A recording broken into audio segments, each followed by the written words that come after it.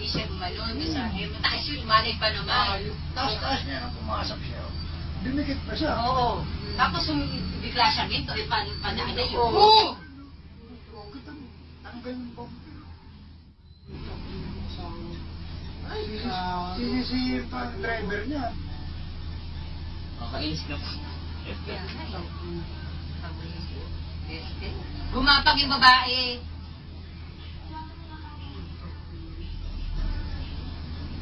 Tinuturo niya pa yung driver niya ng motor. Tinuturo niya. Na-report na yan.